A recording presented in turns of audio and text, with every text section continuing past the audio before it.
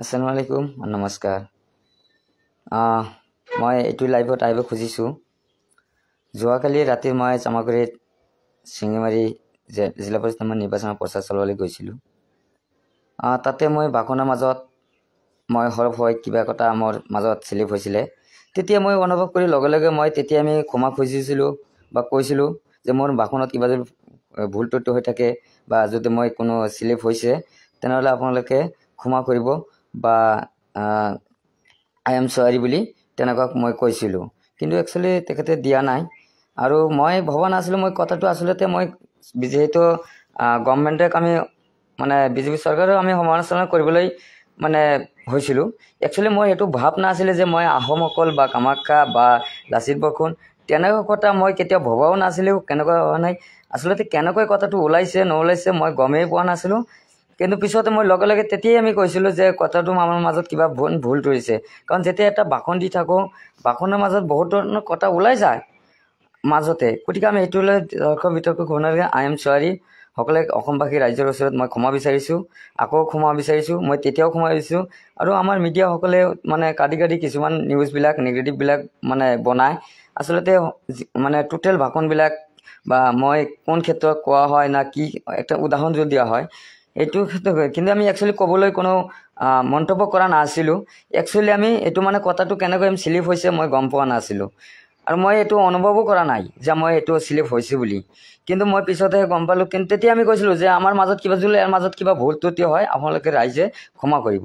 মই আৰু সেইকাৰণে মই এতিয়া লাইভত দেখিলোঁ যে বহুত অসমত তুলফাল লাগিছে।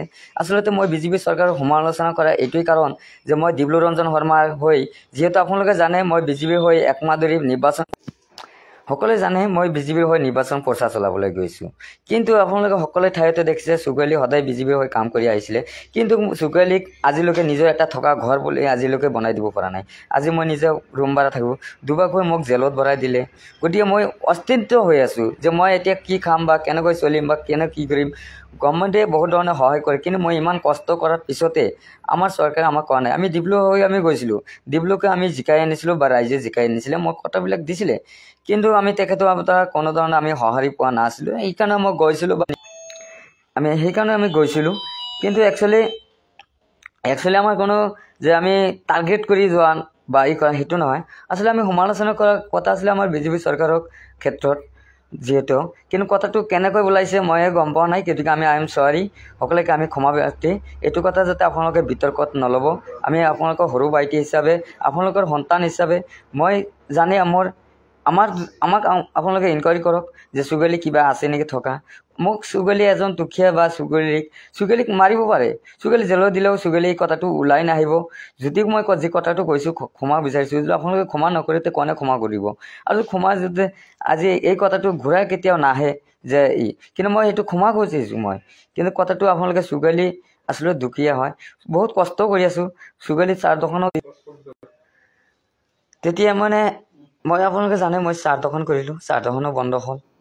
মোৰ কেঁচৰ প্ৰব্লেম আছে, মোৰ নিজে মাক মানে খৰচ দিব নোৱাৰোঁ।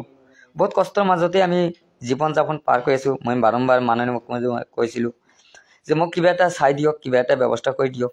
আজিলৈকে আমাক দিয়া নাই। আমাক যিমান য'ত মিটিং হৈছে নিৰ্বাচনী আহিছে লোকসভা মই সকলো ঠাইতে নিৰ্বাচনৰ প্ৰচাৰ চলাবলৈ গৈছিলোঁ।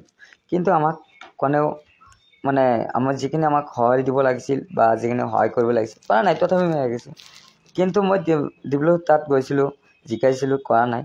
কিন্তু মইতো চলিব লাগিব বা খাব লাগিব যদি পেট আছে।